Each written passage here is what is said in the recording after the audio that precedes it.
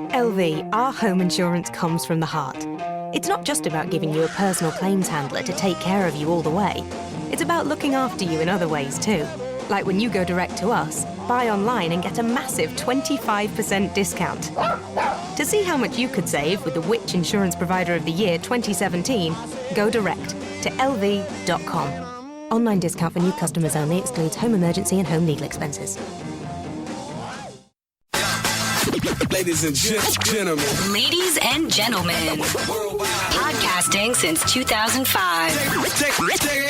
You're listening to Gamertag Radio.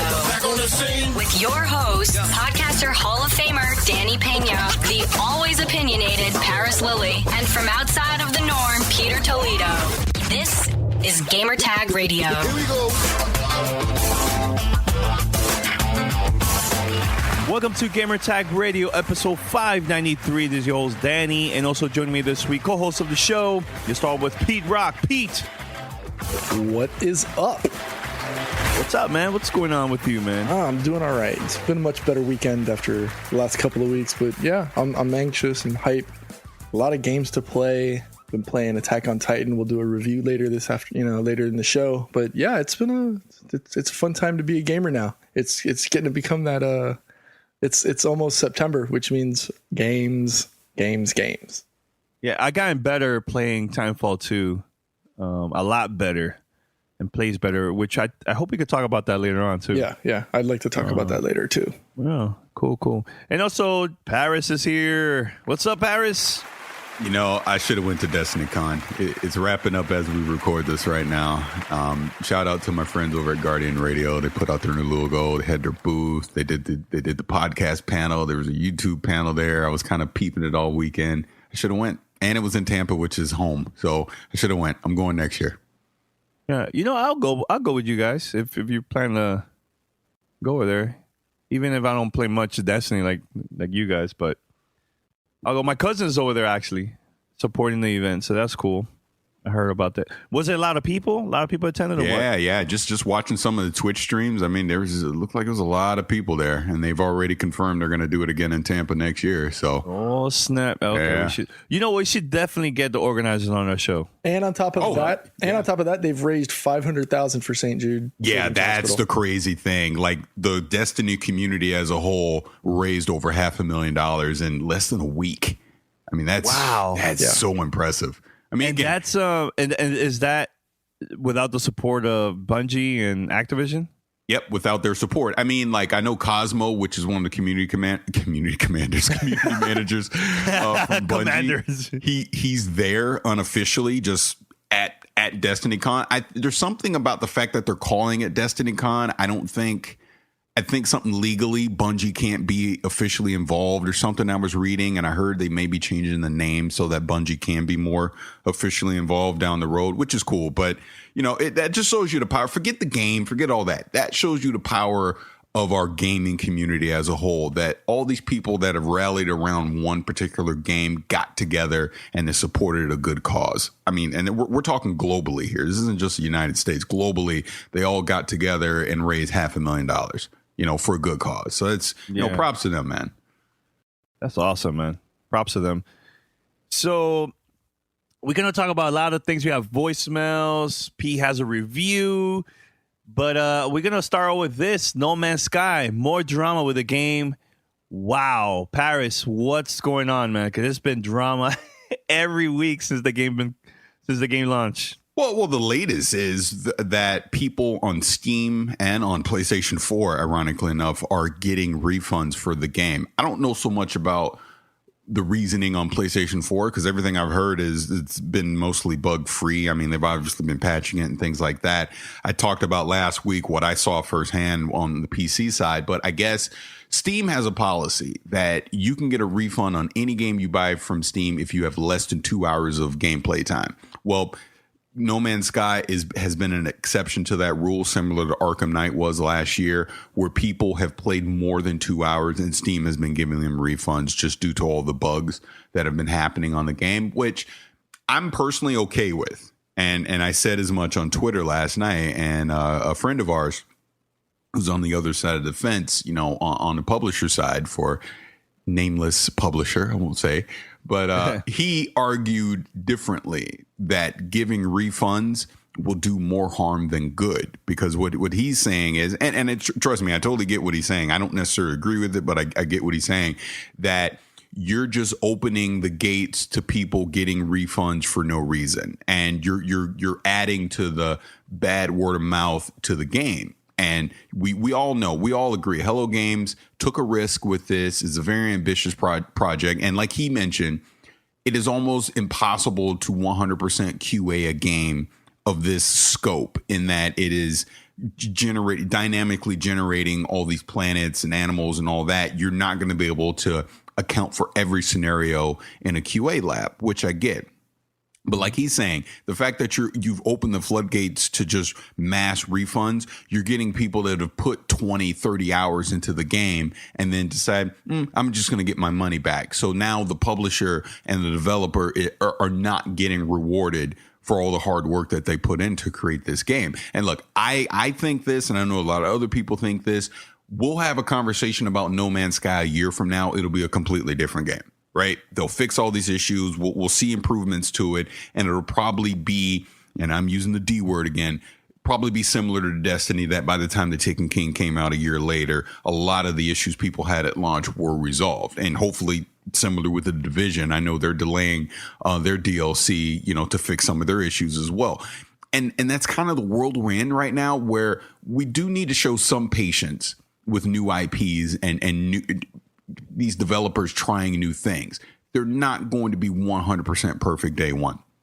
And look, I'm not saying I'll never play No Man's Sky. I just know I don't want to play it right now because I want to sit it out and see what's going on, which goes back to my point. I've obviously kept up on the news. I purposely took a wait and see attitude because I didn't want to invest my $60 into it day one, because I kind of anticipated these type of issues with this kind of game. But the average consumer they're not going to do that. They're going to see all the marketing hype and all the interviews. Hey, this is great. And you're going to see freaking dinosaurs like it's the Flintstones on Planet Zemo and all this stuff, right? And they go pick it up day one, and then it has these issues, and then they're disappointed. So they want their money back. I think the average consumer should get their money back in that scenario and then it's up to the publisher and the developers to continue to market the game, to let the average consumer know that we fixed these issues. Please come back. You know what I mean? Is it a case of too late, though? Because we're talking 2 weeks. Yeah. They've lost 85% of their player base, and they're plagued by these issues. They're giving out refunds.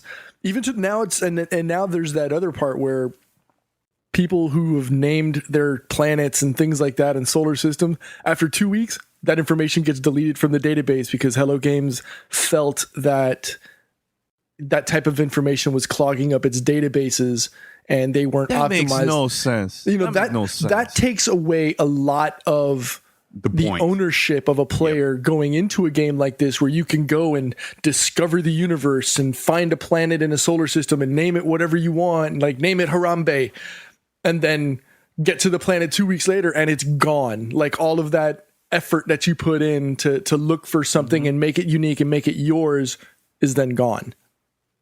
And here's an issue with this too. You're saying this, Paris, that next year there's going to be a completely better and everything, but all this bad press has been getting for the past few weeks, people they're not gonna care next year because I agree. I 100% agree. 100% agree that that's the issue.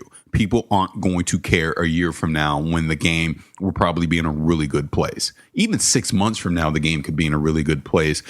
All the buzz, everything is gone. You know what I mean? But that goes back to the point. So I don't think it's fair to, as a consumer, have me spend my $60 on a promise that you made to me. I said promise is broken, and then I'm not supposed to get my money back because that's not how the system works. I don't know about that, because then you're really going to tell the average consumer, and I've already learned this lesson from Arkham Knight last year. Wait. If you're not 100% sure, wait. Do not buy a game day one. And that's really been my philosophy in the last 10 to 12 months. I don't buy games day one anymore. I really don't. I always take a wait and see approach. Now look, full disclosure, we get review codes and things. So, I mean, you know, I'm not the typical case. But if I'm going to go to a store and spend $60, it's a rare occurrence at this point that I'll spend that money. I'll give you a perfect example. Go for it. We may get review codes for Titanfall 2, but if we don't, I'm going to wait. I won't get it day one. And the reason why is because of the split opinions that I've been seeing in social media. That is a factor now. It just is. You know what I mean? Look, I feel that, yeah, of course, I'm going to like Titanfall 2 and it's fun. Beta's been fun, things like that. But then I also see the other side with the complaints that people are having. It's not necessarily the game that we had 2 years ago or 3 years ago, whenever Titanfall 1 came out. So maybe I should wait. You know what I mean? And when I say wait, that doesn't mean, oh, I'm waiting a month. Let the game come out. Let's see some reviews. Let's see what people are saying on social media, which means give it a few days. Then I'll go get it. You know what I mean? So here's the thing, though, Paris. What if this was the new expansion pack of Destiny or Destiny 2? Will you do the same for that game too? Because I feel that maybe you are a fan of that game. Maybe you are gonna buy it like right away, day one, midnight, instead of waiting also too. Here's the difference, I think, because I was actually going to bring Destiny into it too. I think the difference with that one is I'm so invested at this point that I would there's that sense of urgency that you want to be there day one when the new expansions come out, right? Because you want to be one of the first people to experience these things and be able to talk about them without them being spoiled. Now, I'll say with caveat to that, let's just say Rise of Iron, which is about to come out. I've already thrown my coin purse at it. I'm getting it day one. Mm-hmm. If it's a disappointment to me, like I feel like I'm not getting what I expect out of it, you know, just from past Destiny, then when Destiny 2 comes out, I would take the stance of, I'm not sure I want to get this day one. I'm going to wait. Okay. So, you know what I mean? Because at this point, I'm already invested enough that I'm going to keep just blind buying because they already got me locked into their ecosystem. So my question to you, Paris, now that you've given Arkham Knight the time it's needed to get put back in the oven and brought back to that golden brown freshness, have you gone back to it? Yes, because now it works. But here's the funny thing. If I could have gotten a refund, I would have. But the way I bought the game, it was outside of Steam, so I couldn't have gotten a refund. Mm-hmm. So I was basically stuck into keeping the game. So I'm like, well, I've already spent my money. I might as well give it another chance now. And that's what I mean. That's what the other side of the argument is, that if you can't get a refund, then eventually you will go back to it. But I think that's anti-consumerism, in my opinion. I don't think you should be, just because you bought a digital copy of a game, you shouldn't be allowed to get some type of value back for it because it doesn't work when you bought it. Don't tell me I need to wait 6, 8, 9 months to eventually play a game because you fixed all the bugs into it. If it doesn't work day one, then I should have the option to get my money back on it. And then I decide when I want to revisit it. Yeah. Here's the thing, like, what's the point on releasing a game if it's buggy? You know, it just looks bad, and then more and more people are gonna complain. Less people are gonna buy the game on day one. They are just gonna wait to see if, based on the reviews and feedback from the gaming community. So what is the point of releasing games like this, man? It just doesn't make no sense. I agree. And like I said, I do see the other side, the other point of view. And I agree with what our friend was saying, as far as it's impossible to QA a game like this being so ambitious. Here's what they should have done. They should have put out a beta. They should have had a public beta and let people explore and put it out there. Look, all the things that you're going to do right now, it's to help us test this game. It's to help us fix bugs. The planets you discover, the things that you see will be wiped. You won't be able to keep these things because this is a beta to help us make this game better when we officially launch it and we want your money. Similar to what Respawn is doing right now with Titanfall 2. And I know we'll get into that a little bit later. They're putting this out so that they can hear what the community is saying, so they can fix these issues so that it's okay day one. You know what I mean? Here's the issue, though, Paris. The thing is, Hello Games is a very small company compared to Respawn. Respawn have hundreds of employees. Sony isn't. So Hello Games is it's a small company. Sony isn't. Sony's the one that's being the publisher for this. They're the one that's they're backing being the this. publisher. They're being the publisher, but not The developer. Danny, The developer. my point is this. Sony, then Hello Games and Sony needs to partner up and provide resources to Hello Games to be able to QA the game. That's all I'm saying. And that's why you do a public beta. That's why Hello Games is scrambling right now with the assistance of Sony to try and patch the hell out of this game so that they don't have these issues, so that they can continue to sell it and make money. My point is, if you did this 2 months ago and you let people beta test it and everyone's up in arms screaming about this is broken, that's broken, and then you fix it and you show people that it's fixed when it actually launches, then you don't have to worry about this. That's all I'm saying. So here's the thing, because Danny's going with they're a small indie company. You've got a game like Elite Dangerous, same kind of concept where it's space travel exploration. It's developed and published. It's actually self-published by Frontier Developments. They don't have the cachet and the name brand of Sony behind it to push it. They started as a Kickstarter, and they've been able to survive this with a preview version out on Xbox. They announced that 2 years ago at E3, where people had an opportunity to check it out as a beta on Xbox Live. Actually, this was last year, I believe. But you have that opportunity to do that, and that's something that Hello Games could have done to try to mitigate some of these post-release issues, just try to see what is going to work, what isn't going to work, and take that feedback and pretty much do what the Titanfalls and everybody else is doing now with these limited release tech tests to see what breaks out in the wild, so that way you don't have these major issues. Agree, but here's a difference, though, Pete. Here's the difference. That I think that program is only available for Steam and also Xbox, Xbox, they launched that last year where you pay and you get like a certain amount of time. No, actually it's free and you get like a certain amount of time for free. And then after that you pay for the game. And then based on the feedback, they'll make some changes throughout the year or whatever. I haven't seen that with Sony, with none of the games that have been released with Sony, unless, tell me if I'm wrong, but I only seen that for PC and Xbox. I agree they should have done that. I think that would have been a perfect way to launch a program like that for Sony.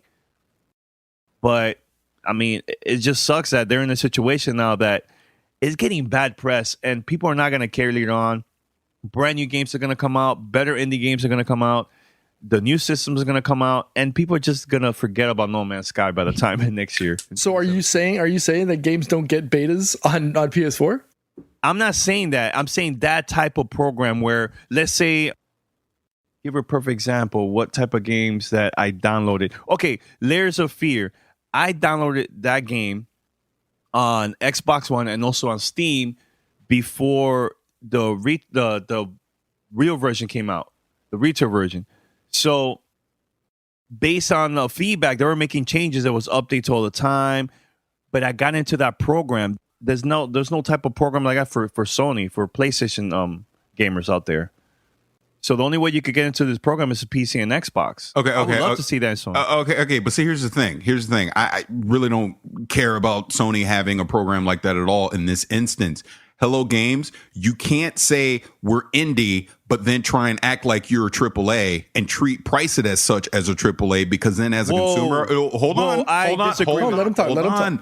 Let me finish, please. What I'm saying is this game, despite Hello Games being a quote unquote indie developer, has been presented to us as a AAA title, right? So that comes with the same expectation of a AAA title. You need to freaking work day one. And if you don't, you need to fix it quickly. So you can't sit here and look, and I'm not saying Hello Games is doing this, but I'm just saying that you can't scream, hey, we're indie, give us a chance, but we want $60 from you at the same time, and be patient, because we're not. Look, because here's an example. We didn't give The Order 1886 that chance, did we?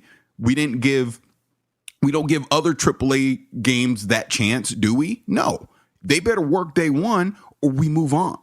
That's the point. So if this was, and look, I want more indie developers. I want more just development companies all around to take these kind of risks. I want them to be ambitious this way. But the point is, if this was so ambitious that you knew there were going to be bugs that you could not foresee, should have had some kind of beta. You had the backing of Sony to be able to do this. It was in their best interest for this game to succeed as well. And like Pete said, the vast majority of the community has already abandoned this game. And like we've already said, once the holiday comes through, no one's coming back. That's just a fact. So in this instance, Hello Games to me is not an indie game. They're not Layers of Fear. You know, you don't get a chance to go through all, you know, what's that, Steam Greenlight and thing like that, and have people invest into you and, you know, work with you to fix out the bugs. No, you presented this to us as a AAA game, so I'm going to treat you as a AAA game, and they failed, period. And so instead of giving a full refund, do you think maybe it might behoove the industry to maybe issue a partial?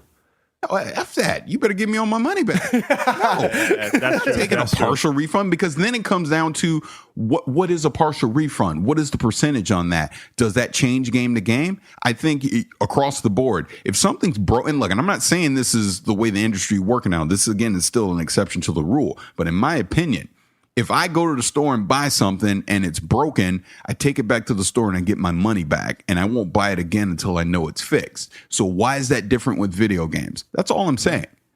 But here's the thing: we're gonna wrap up the topic. But one more thing, I don't blame Hello Games fully when it comes to that marketing this as a AAA. To me personally, I think that's the publisher's fault.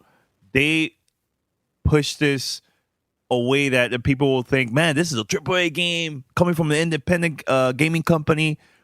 Even during E3, during the press conference, they were promoting it as a AAA, saving it at the end and all this stuff. You know, like, it's the publisher's fault. I don't see that as Hello Games making those moves behind the scenes. Am I right or am I wrong? I don't know. Okay. I don't know. That's not a question. I don't think there's a right or wrong answer to that. I mean, it all comes from your point of view. You know, it's your money. You vote with your wallet, right? So if I'm not happy with something and I'm being offered a refund, then I'm freaking taking it. Bottom line, but that's just me. That's all of us, Paris. We want that money back, punk. All right. So very quick, let's talk about Titanfall 2, man. Big changes this week. It plays a lot smoother. Matchmaking is a lot faster. I even played with a couple of GTR network members. I played with them randomly. I invited them and we played online and stuff. It's been smooth, man. I like it, man. I'm liking the way how the game is being played now. So your opinion, guys, if you have the chance to play it, are you liking it so far or what? I've been digging it. I've been digging it since last week. I didn't have that many issues short of, you know, maybe matchmaking within a party. I know on Friday when I played, you know, they had actually broken the invite system. So you had to get in separate, you know, you had to get in through your party, and you couldn't be in a game and just jump into people's games. You had to everybody had to be back at the lobby. But other than that, man, I've had a lot of fun. I'm not seeing all of these quote unquote issues, and I'm using air quotes on a podcast, which doesn't make sense, but I'm not seeing all of the problems that everybody is complaining about on social media. And for those that have been, who aren't paying attention, you know, people are complaining about the game and lack of maps, or forcing people to only have the pilot versus pilot, which I'll be honest, I was kind of hesitant to jump into because I didn't want that type of experience. You know, it's team versus team, you know, essentially it's team deathmatch / Slayer type gameplay. I've been enjoying it.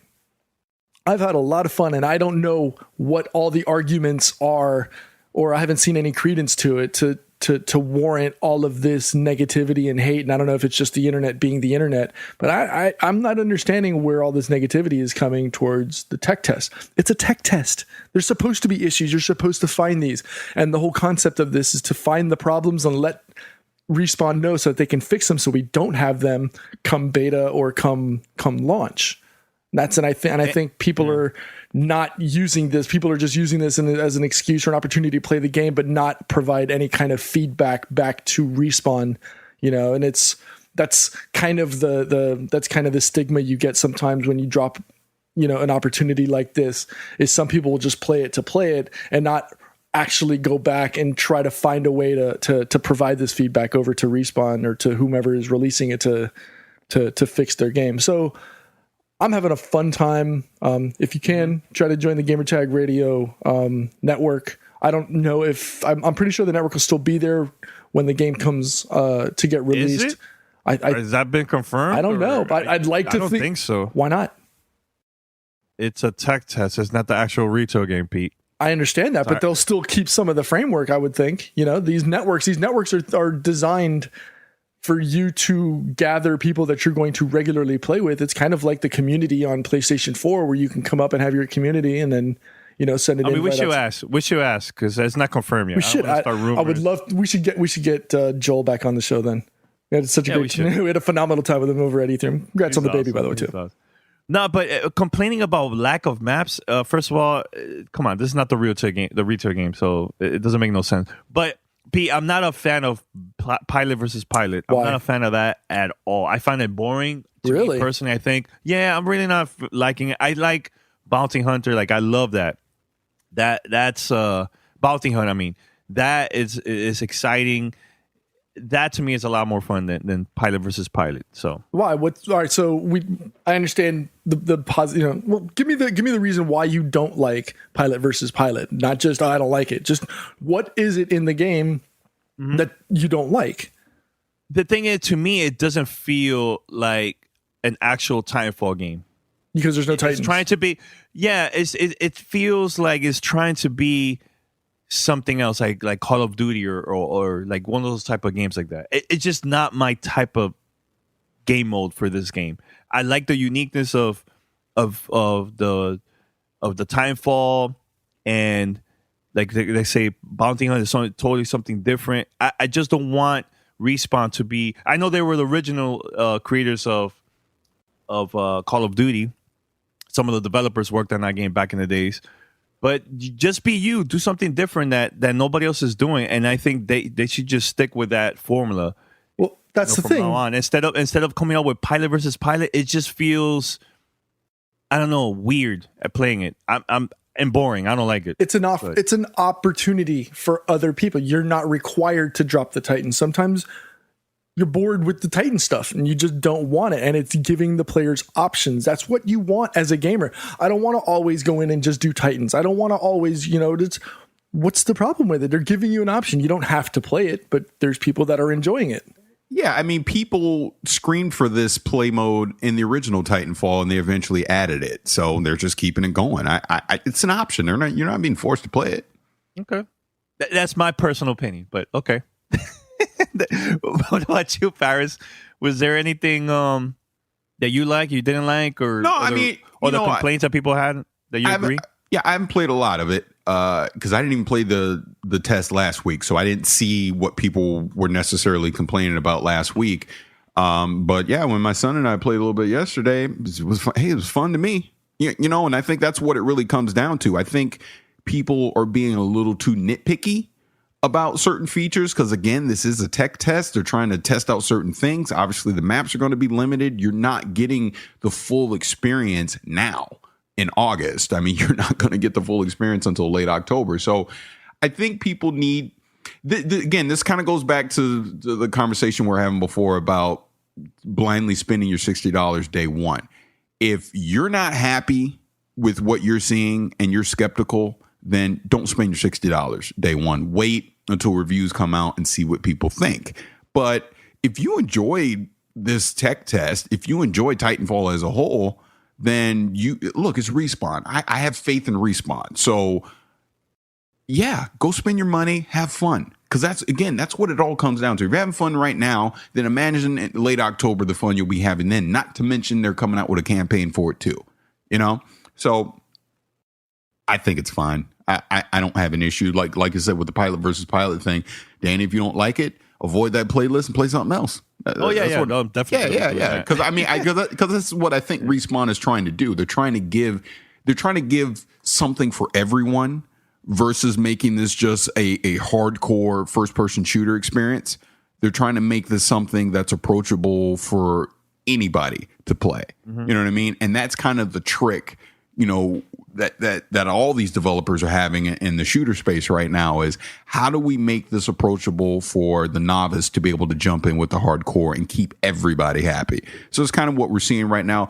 Like I said, the news this week, obviously Respawn has been very responsive to the feedback that they're getting from the community, and they're trying to answer those questions and they're trying to get them resolved and make this a good experience. So hopefully, we'll get to talk to Respawn again before it launches, and we can ask these questions too, and hopefully put some people's mind at ease about this game. But if it doesn't, like I said, don't spend your money on it. Wait. All right, P, you have a review coming up right now, right? Yep. We got a review of Attack on Titan from Koei Tecmo. Welcome to Play It, a new podcast network featuring radio and TV personalities talking business, sports, tech, entertainment, and more. Play it at play.it.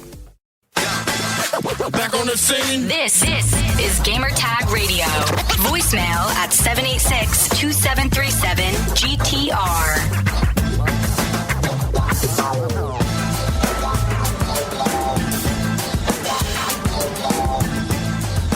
All right, so Attack on Titan was developed by Omega Force. You might know them from games like One Piece, Fist of the North Star, and Dynasty Warriors. The game was published by Koei Tecmo and was originally released in February of this year in Japan and finally gets released here in the States on August 30th, 2016. You'll be able to get it for PS4, Xbox, and PC. So, Attack on Titan follows the Season 1 storyline, but does have some lapses in the story. So, for those who weren't aware, I'll give you a quick summary of what goes on. About 100 years ago, humanity was attacked out of nowhere by Titans. Titans are these predatory giants that range in size from like 10 to 50, 60 feet tall. And all they do literally is walk around and pluck humans out of the ground and just eat them. So in an effort to save themselves, there's these 3 giant walls, like big circular giant walls that were erected around the last human population in an effort to keep the Titans out. And it worked for about 100 years. And then after that, a massive 60-foot Titan appears out of nowhere and destroys that first wall, sending the population into a frenzy. And pretty much panic mode, sets in. Everybody's running for cover and trying to save themselves. So the story of Attack on Titan is set over about, I want to say, a 5 to 10 year period, beginning with that first attack, where you see the main character, Eren Yeager, and his adopted sister, Mikasa, are attacked by the Titans, and Eren actually sees his mother get eaten by a Titan, and this pretty much sets in motion the whole story where he vows to devote his life to ridding the planet of Titans. You'll get to play as some of the main characters from the actual anime, including Eren Yeager, Mikasa, Ackerman, and even Captain Levy. Those aren't all, but I'll just give you a few of the main ones, right? So one cool feature in the game is that it actually uses the same voice actors from the anime, so you'll see a lot of you'll hear the similarities. And the game is kind of cell shaded, similar in fact to like The Walking Dead from Telltale. There's 3 different types of Titans. There's small, medium, and large. And those obviously, as their name connotates, that relates to the size of the actual Titans. And all they do is eat humans. But then there's also abnormals. Abnormal Titans are the same size Titans, but they don't follow the normal behavior of just walking around, grabbing humans and eat them, and they're also a little more difficult to defeat. So to the game itself, as a member of the Garrison Regiment, you and your friends are trained to use this thing called omnidirectional mobility gear. That's a long word for it. And essentially, it's a set of gas-powered spikes that you shoot from your hips that propel you through the air. Probably the most fun part of the game for me, when combined with using them to attach to Titans and use them to drive yourself to kill Titans. The only way you can kill these Titans is by this small part on the back of their neck. You essentially use the 2 blades in your hand to slice out that chunk, and that's the weak part of the Titans. They will regenerate if you try to chop other parts or try to dismember other parts of the Titans.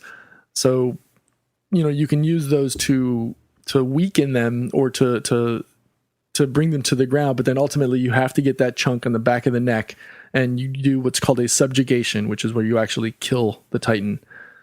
initially, gameplay controls of using and getting used to how to move around in the omnidirectional gear is a little bit awkward, but after you get used to it, it's some of the most mobile fun I've had in a game, period, in quite some time. As you battle throughout the game, you'll actually collect new materials to improve your weapons and skills, as well as your mobility gear. But unfortunately, the gameplay does get repetitive, and that's one of the things that's probably the negative and drawback on this game, even to the point where some of the environments and the level design goes back to the same areas you originally played in. The camera and the lock-on feature could use some work. There's times where just so many things are going on, like Titans are jumping on you and buildings are crumbling, where you kind of get lost in the jumble. Sometimes the camera will pan back and you're just this little person, just running around. And I'll have to admit, I'm probably a tad biased on this, as I'm a big fan of Attack on Titan in general. And even as fun as some parts of this game are, I have a little bit of difficulty justifying a full $60 price point for it.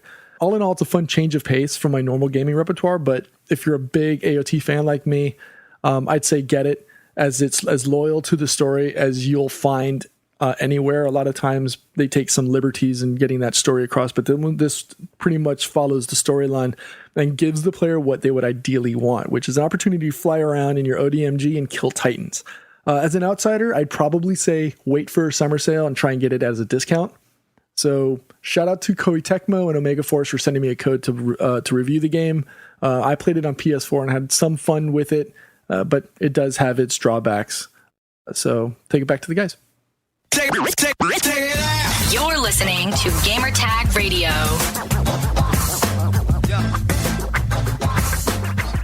All right, so we're back, Pete. Thank you for the review. No problem. Great job on that. Thank you. You've been having a great time with this, I see. Yeah. I'm enjoying it, but like I said in the review, there's some things. So okay. All right, so it's time for fan mail.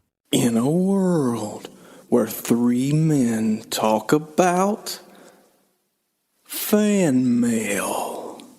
Fan mail at gamertagradio.com. Fan mail.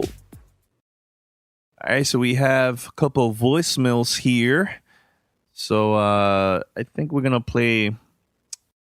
let's talk about this, because this is coming up right now. This voicemail is from Damien. Check it out. Gamertag Radio is good. This is Damien, a.k.a. the guy who asked the question about the NX like 4 months ago, and the hell, even though I was speaking at like 18 million words a second. I'm going to try to calm down a bit this time, but this is a bit ranty. I'm sure you guys know. I know you guys know because I heard about it from y'all. I saw the images of the PS4 Slim. Apparently Eurogamer confirmed it. They got video and photos of all that.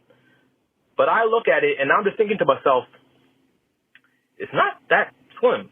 It's not that much smaller. Just looking at it, I don't know the exact size comparison or whatever, but it doesn't look that small. And I look at the Xbox One S, and yeah, it's definitely smaller compared to the gargantuan titan of a console that was the original Xbox One, but it's, as far as I remember, it's still not that much smaller. In fact, I think it's a little bit bigger than the... So I'm just wondering, is there a reason we're not seeing actual slim consoles? Let's go back 12 years ago to the PS2 Slim. That thing was absurdly small. I'm not sure how they fit a console in there, to be honest. If Paris told me the reason why he was so inspired to lose weight was because he kept looking at a PS2 Slim, I wouldn't be mad. I would understand that fully. And going back to the PS1 Slim, here's something absolutely honest, 100% real. Back in 2001, 2002, I would be walking over to my friend's house. We'd play a bunch of games. I'd carry my PlayStation. And this was a time where you could wear cargo pants without people nearby questioning your life decisions. I would put the PS1 Slim in my cargo pants. It was that small. And I don't even think that they couldn't do it now. Because you look at something like the Alienware Steam Machine. I know Danny had one. That thing its CPU and GPU were two separate parts. It has fans for each of them. It's modular. It's all that stuff. And it's still half the size of the PS4. Half. So I just look at these new slim consoles and I'm like, is it really about being slim or is it just straight up about cutting costs? Like, I know it's always been about cutting costs to a certain extent, but they're at the very least, they used to wow me with great hardware, and I'm just not getting that feeling anymore. I'm just not really enthused about either of the slim consoles right now. And maybe that's because we know there's going to be upgraded, more powerful consoles along the way, but these ones, I'm just not impressed. Let me know what you guys think about this. Am I being too nitpicky or whatever the case may be? Peace. Great hearing the podcast. I really love it. You guys keep doing y'all. I mean, for the PS4, it is slimmer from a head-on perspective. It's not as bulky, but you also have to take into account cooling for the CPU and the GPU. But, for the Xbox One, it is much smaller, and you don't have to deal with a 5-pound power brick outside of the console to take up space and heat up and have an issue, because I know that was the major issue with the original one. Mm-hmm. And when you go back even further to the days of PS1 and 2, yeah, the CD-ROM and internal memory was what drove the game. You didn't have to worry about storage because it wasn't even a consideration back then. And then you look at things like the Wii U, much smaller profile, but at the end of the day, you're not getting a lot from the technical side. So you're not getting those high-res type opportunities to do things. So yeah, you're getting more. So you need a bigger box to handle those things. You're not going to get you're not going to get 4K gaming from something the size of an iPhone sitting next to your TV. Now, some people may argue because the NVIDIA Shield provides 4K gaming, but you don't get the CD-ROM or the Blu-ray drive, and you don't get a lot more storage. You get 500 gigs worth of storage. So there's some drawbacks either way. And at the end of the day, you want more, you don't want less. So I don't know. Paris may have a differing opinion on this, but that's how I feel. He also gave you a shout out, Paris. No, I know. I appreciate that. It's like Pete just said at the jump. I mean, it comes down to cooling. I mean, we're in an age now. It's not like the original PlayStation 4 is a big console. Look, the Xbox One, that original one, that was a freaking microwave, so it needed to come down in size a little bit. You know what I mean? And if you look at it, the Xbox One S is bigger than the OG PlayStation 4. So it's not like it's this tiny thing either. But does it look good? Is it quiet? It's about the cooling. It's about making these things more consumer accessible. I guess is what the word I'm trying to look for. It's not so much back, like he was referencing back to the PlayStation 2 days, PlayStation 1 days, where you truly had these teeny tiny consoles, but they also weren't generating the heat that these current consoles are now. You know what I mean? Doesn't bother me. It doesn't need to be a slim and be this teeny tiny thing that sits under my television anymore. And like we said last week, as far as the new PlayStation 4 goes, they're just trying to make this thing as cheap as possible to cut down costs, to make it the cheapest console this holiday. That's what it comes down to. Microsoft did something similar, but they also added features, obviously, with the 4K stuff. So that's a different story on its own. But now, I think the days of making these things as small as possible are gone. They're going to make them as efficient as possible and as cheap as possible now, while also making sure that the cooling's in place so that you don't get the red ring of deaths anymore. That's what it's all about, in my opinion. And that cargo shorts life decision comment had me rolling, by the way. Thank you for that. Do you guys have any predictions with this PlayStation meeting? Because every week I've been reading random stuff online. It's like, Do you guys have any predictions or no? Before we move on? Besides what we already discussed, saying that, yeah, we're going to see, obviously we're going to see the unveiling of the official boxes and everything of VR. Paris is under the impression we're going to see the actual Neo that's going to be, and it's going to be released this season. I know there's been, juxtaposing commentary on social media saying people are crazy thinking that we're going to see a full release of this year, but I wouldn't be surprised. Why not? All right. I still think Rockstar's showing up. That's just me, but I don't know. I think you're going to let you dream because it's a hardware technical display, not a software game. So I don't know, Danny. Read. But that's the thing.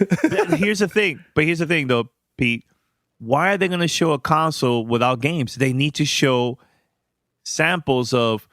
This is the difference between the original PlayStation 4 and the Neo. Here are the games. Boom, and just show it. Why not? Titanfall 2 in 4K. All right. Titanfall 2 in 4K. Okay. Comes out around the same time, right? Well, it is true. It is true. Paris, you want to say anything? No? Well, it's what Pete just said, and I think that's going to be if I had to make some guesses on what we'll see on the 7th, they're gonna obviously show a first party lineup of stuff on the Neo and show you the difference. Like I truly think we'll see Naughty Dog on stage showing Uncharted 4 running on the Neo, with it being upgraded. I think we'll see The Last Guardian on the Neo. That's a game coming out. You'll 100% see Gran Turismo Sport because that'll probably be a showcase game to show off on the Neo. I think they'll bring third party up. So kind of like what Pete was saying, don't be shocked if you see Respawn on stage showing off Titanfall 2 running on the Neo and showing the difference of what it would look like on the Neo versus the PlayStation 4. Destiny? Well, wow. I guess if you just want to finish it for me, go ahead, Dan. I love how you ask people questions and then you answer them. That's people amazing. love the interruptions. They love it. Actually, they don't. But I don't. Anyways. See, you choked me out, interrupted me. But no, yeah, of course. I think you'll see Activision on stage, probably showing off Call of Duty and Destiny. Why not?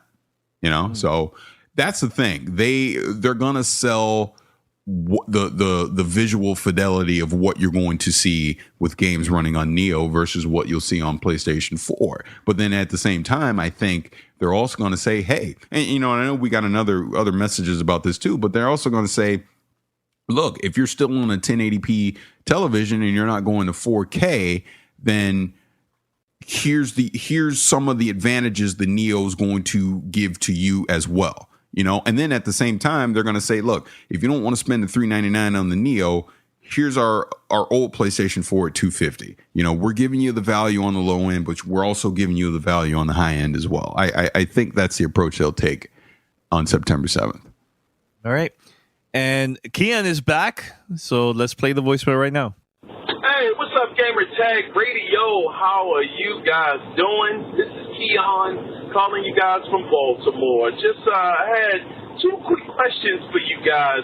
One pertaining to Sony. Now, we know that Sony, they don't necessarily have the best track record when it comes to actually backing their products. We know that the PSP didn't do so well over here in the States. Overseas, it did a lot better, but they didn't really stick with it long term, as well as the PlayStation Vita. They didn't stick with that too long either. Do you think that Sony will stick with this VR headset, the PlayStation VR, for the long haul? Because it seems like when things start kind of showing small signs of not taking off like they were expecting, they really just pull out, almost immediately. So that's my question to you guys. Do you think that Sony is in this VR headspace, no pun intended, for the long haul? And the second question I wanted to ask you guys is, as far as digital games go, do you think that it should get to the point where after a game is so many years old that the price should automatically drop? Because I don't think that a game like 2K15 should still be $60 to buy digitally when you can go to the store and buy it for $20. I think that if they want this digital future to really stick, they really need to regulate that a little better, drop the prices, pertaining to the time and, the popularity of it. Just wanted to ask you guys those questions. Sorry for the long message, but I appreciate you guys greatly. Love the show. Continue to love it. And with that being said, you guys have a great day. Bye-bye. All right, so you asked about game price dropping in the future. Like, for example, let's say NBA 2K15, still the same, 16, whatever. a couple months from now, still the same price, not going down. And I think the reason is because the game is still popular and companies are still want to make that money. But also you asked about PlayStation. Your thoughts, guys? What do you guys think? Well, no, he just said PlayStation VR. If it's not a success, will Sony abandon it? Well, if we just go by their track record, yes. It's really that simple. We can't predict the future, so we don't know what they'll do with PlayStation VR if it isn't as successful as they want it to be. I think it really just comes down to, as a whole, how successful VR will be moving forward, and that'll probably tell the tale on what Sony will do. I don't think, like, let's say if Oculus and Vive and whatever Microsoft does with Scorpio is a hit, but PlayStation VR isn't the huge success as well, they'll probably at least come out with a second version of it before they would abandon it, in my opinion. I mean, again, just look at what they've done on the portable side with PSP and then moving into Vita. They didn't give up on PSP because it wasn't selling the way they wanted it to. They iterated on it and made Vita, and then, here we are today with what it is, with rumors of them may not necessarily giving up on it still. So to answer his question, I would just say, look at what Sony's done in the past to try and predict what they'll potentially do in the future. So we'll see with VR. And I've said a million times, the key to VR is Neo. That's why I think Neo is coming out this year now, because it's tied to VR, because that's going to be the thing that's going to push VR 2-3 years from now. Just remember this, PlayStation Move. Just remember that they were pushing that big time back in the days. Think about this. They're pushing Move in with VR. Those accessories aren't dead because you're going to use them with VR now. And true. And by the way, going back to his, should digital games fetch full price? Steam sale? It's, you don't really pay full price after a period of time, especially, digital. Steam sale is perfect opportunity for that. Then you've got, games for Windows, you're getting free games about a year after launch, and then PS4 Plus, PS Plus as well. They do that same thing where you're getting free games. So you're not always paying full price, maybe for those niche games or those, if you're looking for something in specific, but for the most part, you don't see the hard price after a while. It usually drops off after a while. All right, I'm going to play the last voicemail here. This is from Nick. Hey, what's up, Gamer Tag Radio? This is Nick again from Madison, Wisconsin. I just wanted to clear up on my first message. I don't think I really got through to you what I wanted to. I was a little nervous, first time caller. Anyway, don't want to make this too long. Basically, I was just wondering what you guys think of us gamers that want to upgrade to the PS4 Neo or Xbox Scorpio. I have an Xbox One and a PS4 and a PC. And all my monitors, TVs, 1080p. And I'm wondering if you guys think it's worth it for us gamers with only 1080p to still upgrade to the consoles just based on it having a better GPU, CPU, higher clock speeds and all that. Because, there's games that I've played where the performance is lacking, games like Just Cause 3 and Fallout 4 where the frame rate was just dipping and it didn't run smooth, it didn't look as good as it did on PC. And I'm just wondering for us gamers, they're looking to upgrade this on 1080p, wouldn't it still be worth it? Just a matter of fact that you might be able to hit 60 or just run better, and maybe the developers can put in some better effects, like lighting, shadows, and stuff like that. Just wondering what you guys think about that, just for 1080p gaming. Would it be worth it to upgrade to the PS4 Neo or the Xbox Scorpio? Thanks for everything you do. Peace.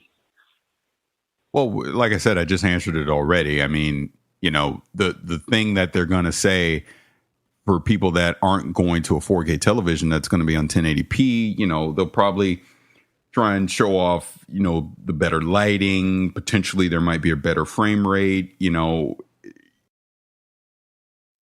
They have to sell it that if you're still on 1080p, that there's going to be value in getting a Scorpio or getting a Neo, right? So there has to be incentives outside of just the resolution, visual fidelity of it. Like I said, the lighting, potential frame rate, things like that. My worry is, and like I said last week, any PlayStation game you get after October and any Xbox One game you get in holiday 2017, if you truly want to see the advantages of it, you better get it on the next console, because the old consoles aren't going to take advantage of those things and they're going to look visually inferior. I just think that's a fact. You know what I mean? They're not going to force you to go buy those new consoles because the games will work on the old ones. But like God of War, for example, I don't care what Sony said at E3. That was freaking Neo. You cannot tell me what we saw at God of War at E3 that could run on a PlayStation 4 and look like that. No way. No freaking way. That was Neo. There's no way it'll look like that. You know, when people I know like Gears of War 4, we've seen some of the 4K stuff with that. There's no way it's going to look that good on an original Xbox One. It just won't.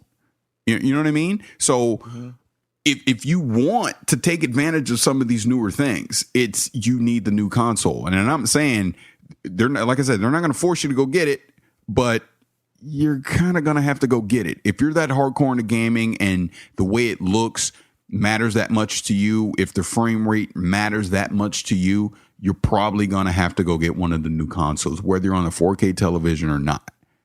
But again, the marketing, the way they're promoting this now, like Microsoft said at E3, no one gets left behind. So if you can't afford to go get a Scorpio holiday 2017, you're not being left behind. Crackdown 3, Halo 6, all that stuff will still play on your Xbox One. Just don't expect it to look as good, because it won't. And that's just a fact. All right. So we're going to wrap it up, guys. Head over to gamertagradio.com. Pete's not allowed to say nothing. He's just nothing. No, he's not allowed. Pete, you want to say something, or you're not allowed? No, we've covered this, ad nauseum, I think, over the last couple of weeks. So, yeah, if unless it means that much to you, and unless you have a plan to buy a 4K TV, stick with the existing stuff, because you're not going to get any of the technical advantages of getting to the newer consoles. Save your money and maybe save that money to buy a newer TV, and then later on, and also give these new consoles a chance to breathe and marinate in the system. Who knows? Maybe we get the next red ring of death on the next box, because on the Xbox Neo or whatever, the Neo or the Xbox Scorpio, because it's so new, right? So that's all. I hope not. You can't say never. Never say never. So true. This episode has been all about saving your money. So there you go. Save your money. Well, real quick before we go, because it just popped up right now. CD Projekt Red, they just released their financials. They're now worth over $1 billion as a company. Wow. Again, that what you're just saying. To me, anyways, my opinion, Witcher 3 is still the best game of this generation, right? And obviously the sales have shown it. This is what happens when a developer puts out a quality game and they go all out, and it, for the most part, works properly day one, and the word of mouth keeps it freaking going, man. It keeps it going. That game came out over a year ago, and people still buzz about it. People still talk about it. The Gwent stuff's coming out. The fact that Witcher 3 was such a success, they're now able to put out this standalone Gwent game, aka they're going to keep on making money. The money train ain't stopping. You know what I mean? And this is based off of a game that came out over a year ago. That's the potential when you do take a risk and you do something ambitious and you invest in it and you make sure it works properly, it's going to succeed. And I hope we see more things like this moving forward. I really do. Mm-hmm. And here's the thing, too. They took a very long time to work on this game. It's not surprising, though. They've done that with every single one of their titles. It's always a 5 to 7 year project to get, no pun intended there with the name, but it's always a 5 to 7 year project. We're still waiting for 2099. You know what I mean? We're still waiting for Cyberpunk. Was it 2077? So yeah, but that's the point, Pete. I just threw my coin purse at it. I don't even know what it looks like yet. You already got my money. I'm kidding. Because they've proven to me that they ain't afraid to delay a game to get it right. You know what I mean? They've proven to me that even with The Witcher 3, things were broken, they were on it, man. Patches. They were fixing all the little bugs along the way, and they kept the community engaged with what they were doing. They gave away free DLC. Those expansion, like, they're one of the rare cases that people that blind bought their expansion, their expansion pack DLC was worth every freaking penny that you paid, because those DLCs were amazing. And if anything, they were better than the original game. That's how good they were. We're talking 30 additional hours of gameplay for $15-$20. You don't get that very often. Hell, you're talking 30 hours of game. You don't get that from a lot of games out now that you're paying a full $60 for. Not even, that's. Whew. And that's just one expansion. Yeah. No, it was two. It's two. It's two. There were 15 each. Is 15 hours each? 10 and 15, I believe. It was 15 and 15, or you paid $25 and you got both. But one was 15 hours, the other was 30. So you got in all actuality, you actually got about 40 to 50 hours of gameplay. Yeah, in total. You got another game completely. Yeah, if you add it up just by buying that deal for half the price of a full game. which, by the way, and I'll shut up about fanboying over CD Projekt Red. If Sony is smart, they're up there on stage September 7th showing off that Witcher 3 Game of the Year edition on Neo. That sounds good, though. That sounds really good. All right, so we're going to wrap it up. Head over to gamertagradio.com or play.it/gamertag. Go over there, listen to our past episodes. And yes, share it. Share it with your friends. Share it with your family. Just share it. Oh, I have one more thing to say. I apologize. Wow. I have one more thing to say. Thank you for interrupting me. But go ahead. Hey, well, welcome to my life. I'll just say real quick, and I'll be more detailed in a future episode. I just want to thank Logitech. They invited me to an event that I can't talk fully about yet. But one thing I can talk about is I have the Logitech, their new Pro gaming mouse, which retails for $70. This thing is freaking fire, dude. It is one of the best gaming mice that I've ever picked up, and I'll talk about it more along with some other stuff on a future episode. But I just want to put that out there too, and just thank you, Logitech, for inviting me to the event. All right, so let me continue. Well, thank you, Paris. Head over. All right, you already know about going to the website and everything. All right.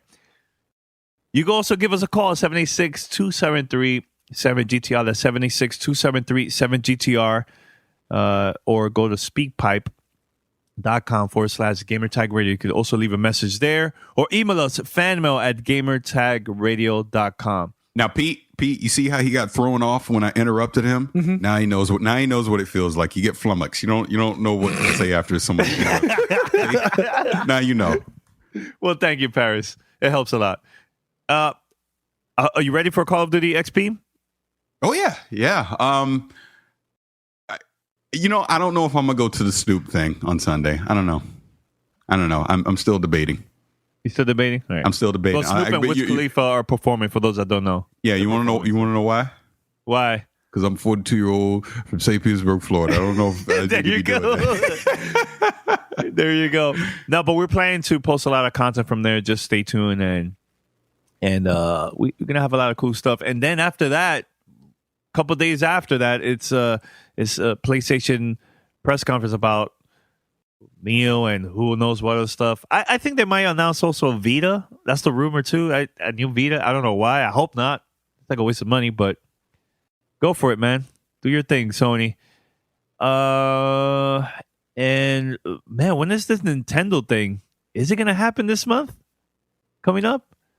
We don't know. Rumor. Well, Reggie talked about it a little bit, and I know we're ending the show, so I guess we won't get too in depth. But I mean, he's openly talked about the NX, so I would imagine it's got to be dropping soon, right? Yeah, I mean, what he said, but very quick. Not to mention, I'm sorry, I know we're ending the show, but I don't know. You saw Emily Rogers. You saw the rumor that she put out that it has a 6.2 inch multi-touch screen that at 720p. Really? Yeah, that's a rumor she put out. She tweets all that stuff, and she fully discloses. Look, this is rumor. I ain't saying it's fact. This is just what she's heard. But she heard dev kits right now is a 6.2 inch multi-touch screen, and it's at 720p. That's one of the rumors she's heard. So look, I'm very interested to see what this NX is going to be, and I know I got some angry email Oh, by the way, I have to address his email. We can't end this because I have to talk trash. Hold on. Right. Where is it at? Okay, I have to do this one. I'm sorry. His name is Aaron. I think that's how you say it, right? ERRON. He says, "Hey guys, I'm a longtime listener and I have a question for Paris. I've been playing Destiny since year one. I've been playing Destiny since year one. Paris has been on my friends list since then, and I've even jumped into party chat with him and Khalif a few times. But whenever he's online and I send him a message or an invite to play some Iron Banner or something, I get no response. What gives, Paris? Did I kick your puppy in a previous life? Anyway,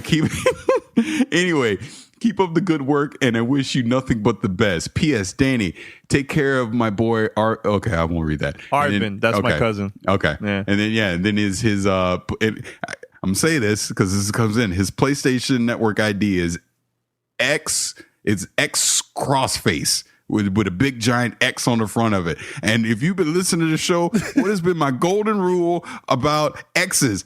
I don't respond to people with X's in their gamer tag. I'm just kidding in your case because I do remember during Iron Banner, you did hit me up a couple times, and literally, like even Pete can tell this. I swear, people hit me up the second I'm about to get offline, and then it looks like I'm ignoring them. So I do apologize for that. Matter of fact, I was on PlayStation Network last night and I saw you in a party and I almost came in there talking trash. And I was like, wait, I might scare the other two people, so I'm not going to do that. And you were doing Trials of Osiris, and I didn't want to mess with you because I know that's intense. But hit me up, man. We'll for sure play. I need a third for Trials of Osiris anyways, because my son and I are practicing for that right now. So look, hit me up. Anybody can hit me up. If you want to raid when Iron Banner not Iron Banner, but when Rise of Iron comes out and do Trials of Osiris, PSN ID is Vicious696. I promise you, I won't ignore you unless you got like 3 X's in your gamer tag. and numbers. No numbers. Yeah, and numbers too. No, I'm kidding. But you have numbers on yours. The hell? Well, hey, 4-3, but that's standard. That's us. That's us. And yes, by the way, X Vicious 696X. All right. Until next time, we're out. Peace. Thanks for listening to Gamertag Radio. Be sure to like us on Facebook and follow us on Twitter.